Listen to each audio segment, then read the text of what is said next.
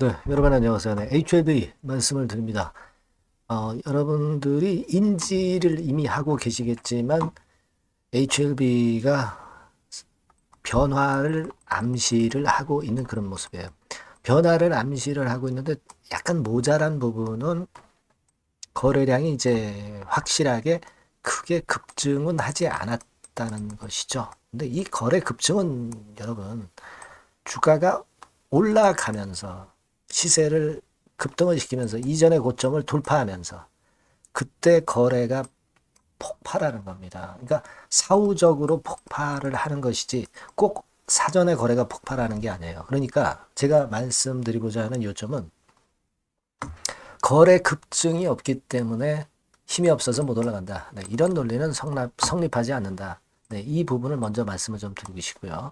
이전의 영상에서 제가 수급적으로 차트적으로도 많이 제가 정확하게 말씀을 이제 드렸기 때문에 여러분들이 아마 익히 잘 알고 계시리라고 보여집니다. 여기에 이제 보충을 좀 할 게 있어요. 그래서 이 부분을 말씀을 드리는 시간을 가져보도록 하겠습니다.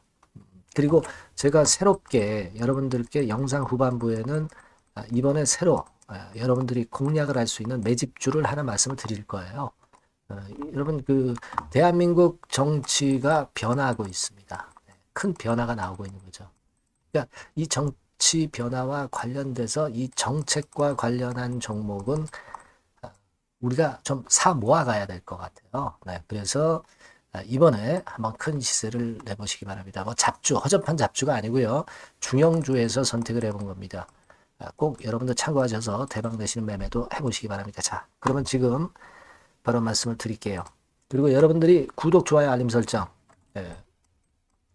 보내주시고 계신 거 대단히 감사합니다. 앞으로도 계속 성원 부탁드립니다. 자, HLB 그런 말씀을 드리는데 지금요, 제가 이전 영상에서 말씀을 드렸다시피 이제 8만 원 돌파되면은 바로 이제 10만 원대로 가는 거죠.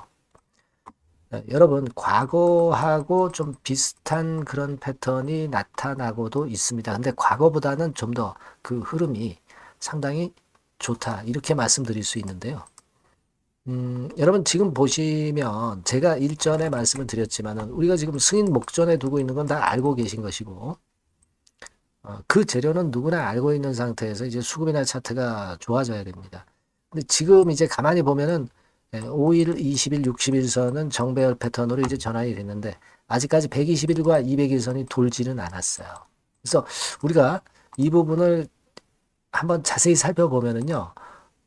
우리가 이렇게 생각할 수가 있겠어요. 다시 말씀드리면 여기 한번 이걸 보세요. 네, 여기서부터 우리가 볼 때 쭉 이렇게 고점이 낮아졌죠. 그리고 여기서부터 저점이 이런 식으로 높아졌고, 네, 이런 패턴이죠. 그러니까 승인을 목전에 뒀다 이거예요. 승인을 목전에 뒀다고 한다면은 어떤 꼭지가 수렴이 돼가지고 분출할 수 있는 모양을 형성할 가능성이 높은 거죠. 승인이 되느냐 안 되느냐의 중요한 시점이기 때문에. 그러니까 지금은 여기서 몰리고 있는 그런 패턴이 나타나고 있습니다. 그죠? 그러니까 이번에 5일, 20일, 60일선이 정배열 패턴으로 전환한 다음에 이렇게 치고 나갈 수도 있어요. 하지만 혹시라도 약간 또 흔든다고 해서 여러분 주눅들 필요는 없는 것이 이 7만 원 언저리 안팎에서 수렴을 해서 그 다음에 이제 폭발할 수도 있어요. 그죠? 네, 그걸 한번 생각해 보라는 말씀을 좀 드리고 싶고. 그러니까 여기서 막바로 여러분 8만 원 돌파 안 된다 그래가지고 이거 뭐 8만 원 돌파 못 한다, 10만 원 못 간다 이런 상상을 하지 마시라는 말씀을 드리고 싶은 거고요. 그리고 여러분 우리가 지금은 승인이라는 기대감 때문에 이제 시세를 내려 하는 그런 모습 아닙니까? 근데 우리가 가장 최근에 예로 볼 때는 지난번에 그 미팅 기대감을 가지고 시세가 결국은 여기서부터 쭉 올라왔잖아요. 그죠? 네, 올라왔습니다. 근데 요때 패턴하고 본다면은 요번에도 대량 거래가 한번 되고 조정을 받고 올라갈 듯 하다가 다시 한번 꺾었다가 다시 시세를 내는 이런 패턴으로 혹시 이번에 전개가 되는 거 아니냐. 네, 이런 상상을 하실 수도 있는데요. 그죠? 안 그렇습니까? 다시 말씀드리면 그때와 이제 비슷하게 간다고 한다면 대량 거래되고 올라갔다가 조정받았다가 다시 치고 나갈 것 같이 하다가 다시 꺾이는 이 패턴이 혹시 되는 거 아니냐 이렇게 생각하실 수도 있는데 만일 이 패턴이 된다 하더라도 그 다음에 급등했죠. 그러니까 급등을 할 거다 이런 얘기죠. 그죠? 1번 그죠? 그렇지 않으면 여기서 그냥 뚫고 치고 나가면서 2번 패턴으로 될 수도 있겠고요. 1번이면 어떻고 2번이면 어떻겠어요? 결국 나중에 올라가거나 지금 올라가거나 다 똑같은 얘기거든요. 우리는 지금 시간 가는 게 즐겁잖아요. 3월 달을 지금 기다리는 게 굉장히 즐거워지는 그런 상태입니다. 과거하고는 흐름이 틀려졌어요. 그거는 충분한 조정을 겪었다가 지금 다시 돌파 시도를 하고 있기 때문에. 그죠? 네. 그걸 좀 포인트로 좀 말씀을 드리고 싶다는 겁니다. 네. 그리고 중요한 거는 지금 보면은 그 외인들이 좀 많이 들어와요. 예, 뭐 역시 HLB도 뭐 시총 큰 대형주기 때문에 이 외인들 방향이 좋을 때 HLB도 좋단 말이에요. 근데 외인이 방향이 좋아질 수 있는 그런 가능성이 커지고 있는데 그거는 제가 말씀드리고 싶은 것은 바로 원달러 환율이에요. 자, 여러분 원달러 환율이 최근에 계속 올라오면서 얼마나 시련을 줬어요. 시련을 줬잖아요. 자, 근데 약간 꺾일 수 있는 기미가 나오고 있다는 겁니다. 그죠? 예전에 계엄 사태 바로 발생했을 때보다 이것이 점점 어떻습니까? 좀 어느 정도 불확실성이 좀 해소는 좀 돼가는 방향으로 가고 있잖아요. 그러니까 이게 만약에 원달러 환율이 이렇게 꺾이면은요, 결국 환차익 때문에 외인들이 엄청 들어올 수가 있어요. 원화 가치가 낮은 상태에서 높은 상태로 변한다는 의미거든요. 그러면 한국 주식 살 수 있는 거죠. 그죠? 외인들이 연속 매수로 들어올 수도 있는 거예요, 여러분. 이때 환율이 원달러 환율이 올라가던 때와 완전히 정반대 방향이 돼가는 겁니다. 그럴 수 있는 거예요, 여러분. 환율이 너무 올라왔잖아요, 지금. 그죠? 이미 올라온 환율을 가지고 자꾸 그 겁내하기보다는 그런 생각을 가져볼 필요가 있다 이겁니다. 환율이 지금 주봉 차트인데 뭐 이 근처까지 결국 올라왔잖아요. 그죠? 금융위기 때 이 정도 올랐죠. 지금이 금융위기라고 볼 수는 없어요. 그러면 꺾이는 거예요. 그렇다면은 외인들 입장에서는 원달러 환율 나중에 좀 어쨌거나 흔들릴 것을 생각하고 그 순매수 우위로 갑자기 변할 수 있다고요. 그런 패턴이 지난 금요일에 좀 어느 정도 보여지고 있다는 겁니다. HLB 관점에서는요, 그 부분도 여러분 감안하셔야 돼요. 물론 승인이 최고 중요한 건이지만 전체적인 시장 맥락을 봐서 이제 환율 이런 것도 생각할 필요가 있다 이겁니다. 그거를 좀 말씀을 드리고 싶고요. 그리고 이제 우리가 학회 관련해서는 뭐 제가 말씀을 드렸기 때문에 일단 뭐 제약바이오 쪽이 연초에 항상 좋은 흐름으로 전개되는 거지 네, 이렇게 주로 상반기에 몰려 있기 때문에 이 부분에 대한 것도 도움이 되는 건으로 우리가 봐야 되는 게 아니냐 이런 생각을 합니다. 그리고 지난번에 말씀을 드렸지만은 클래스 2를 받았지만 6개월이 다 차기 전에 그 조기 통보 비율이 10%밖에 안 돼요. 그러니까 여러분들이 조기에 승인받을 것이다 이런 생각하지 마시고 꽉 채워서 결국 발표가 난다. 네, 이렇게 여유 있게 보시면 좋습니다. 그리고 시간이 가는 걸 즐겨야죠. 네, 시간이 가는 걸 즐길 필요가 있어요. 또 하나 포인트는 말씀을 드렸지만은 HLB는 큰 손들이 많이 해서 대주주 양도세 회피 물량이 많이 나왔지만 이제는 신년도 되면서 걔네들 들어오거든요. 네, 이런 효과도 작용이 될 수가 있다는 거. 네, 이 부분을 우리가 보자 이겁니다.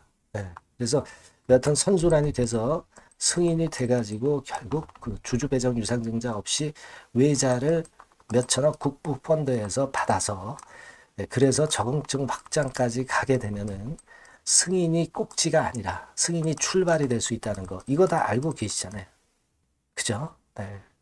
일단 우리는 네, 그런 생각이 좀 필요하고 요번에 8만 LB 돌파하면은 10만 원까지 가는 거는 제가 말씀드렸지만 그리고 여러분들이 다 알고 계시는 사항이고 매물적으로 봐도 차트적으로 봐도 시간 가는 걸 즐기실 필요가 있다 이렇게 생각이 됩니다. 다만 이제 항상 그 변수가 있습니다. 이 한국 주식판에는 요거는 제가 장중에 새로운 거 나오는 대로 하여튼 짚어드리면서 정보를 계속 드릴 거예요. 사인도 드릴 겁니다. 소통도 하고 추천주도 좀 드리고, 그죠? 요 번호로 HLB 또는 HLB 생명과학 이렇게 문자를 꼭 주세요. 그래야 우리가 긴급한 상황에 대처를 할 수 있다는 거 다시 한번 강조를 드립니다. 여러분의 소중한 돈은 여러분이 지켜야죠. 저도 같이 지킬 수 있게 해 주시는 게 좋아요. 문자 꼭 주시고요. 네, 기다리겠습니다. 자, 그리고 제가 매집주를 말씀을 드린다고 말씀을 드렸죠. 네, 요거 지금 말씀을 드릴 거니까 말씀 잘 듣고 꼭 대박 내시기 바랍니다. 네, 말씀드릴 종목은 바로 매집주에 대한 거예요, 여러분. 네, 매집주라고 한다면은 모아가는 거죠. 네, 결국 이제 한 번에 사지 않고 나눠서 분할해서 매수를 해서 결정적인 기회 때 튀면 그때 대박을 먹는 종목이 바로 매집주예요. 그래서 오늘 제가 소개를 드릴 종목은 바로 이 매집주입니다. 네, 매집주기 때문에 여러분들이 투자 기간은 뭐 단타로 하는 것이 절대 아니고요. 한 1 내지 3개월 정도 보시는 게 좋아요. 네, 이게 빠르면 뭐 물론 1개월 정도에 터질 수도 있고 늦으면 뭐 3개월 뭐 이렇게 보시면 되겠고, 초창기에 이제 모아가는 겁니다. 네, 그런 매집주를 이제 말씀을 드리는데 주가 자체는 한 2만 원에서 4만 원 선 정도의 적절한 가격선에 있습니다. 저가주가 뭐 매력은 있지만 여러분 리스크가 상당히 크다는 거 아실 거예요. 네, 이 정도 종목이 딱 좋습니다. 우량 중형주 정도의 자본금을 가진 그런 회사다. 이렇게 보시면 되고요. 시총은 3천억에서 한 6천억 정도 수준 적절하죠. 그리고 자본총계, 역시 자본총계는 뭐예요? 자산에서 부채를 뺀 게 자본총계죠. 즉 그 회사의 재산을 얘기하는 겁니다. 재산이 어느 정도는 있어야 우리가 매집을 해서 끌고 갈 수가 있는 거죠. 1,000억에서 3억 정도니까 적정합니다. 이게 너무 커도 무겁죠. 근데 그렇진 않아요. 네. 그리고 목표 가격은 더블 가격이나 또는 셋더블, 세 배, 요 정도, 그 정도를 목표로 하는 그런 매집주를 지금 이제 설명을 드리는 거예요. 네. 이 종목이 그럼 어떻게 생겼는가? 주봉 주가 차트부터 한번 보면은요. 자, 요런 모양으로 지금 현재 전개가 되고 있습니다. 그러니까 한참 바닥을 만들다가 이른바 구덩이를 판다고 그러죠. 네, 구덩이를 파면서 개미를 털게 만들고 거기서부터 쭉 올리기 시작하는 거예요. 그래서 사실 여기부터 여기까지는 한 더블 정도 시세는 이미 냈어요. 네, 하지만 여기서 조정파가 지금 진행 중이고 진짜 승부는 2차나 3차 시세에서 승부가 날이라고 그렇게 보여집니다.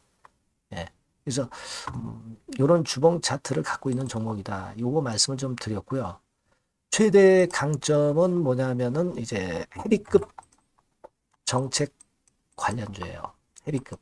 근데 정책 관련주라고 한다면 여러분들 어떤 걸 생각하시겠어요? 지금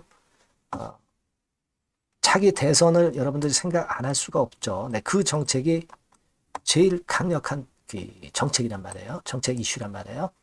뭐 사실 여러분들 잘 아시겠지만 인물해서 관련주들이 대부분 다 움직였어요. 그러나 정책 관련주는 지금 현재 움직이지 않고 있고 이게 뜨면은 더 클 겁니다. 정책 관련주의 이점은요.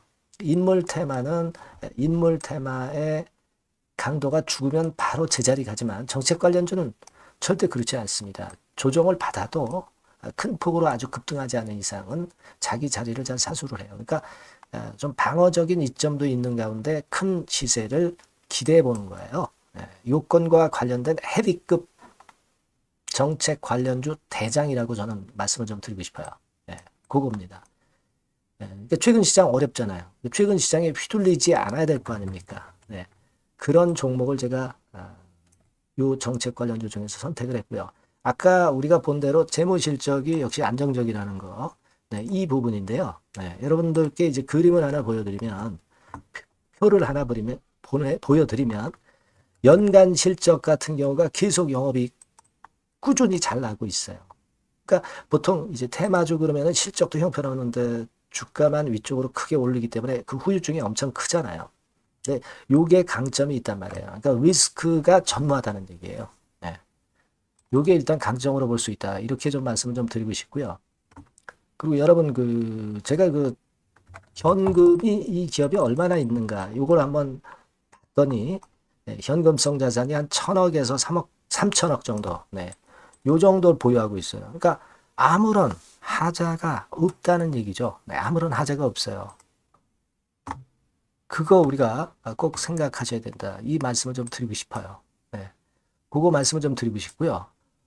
그리고 외인 기관 매매 같은 경우는 비교적 이제 안정적인 것을 확인할 수 있었어요. 이를테면 이런 정도 상황입니다. 지금 초록색이 기관이죠. 그리고 빨간색이 외인, 파란색이 개인입니다.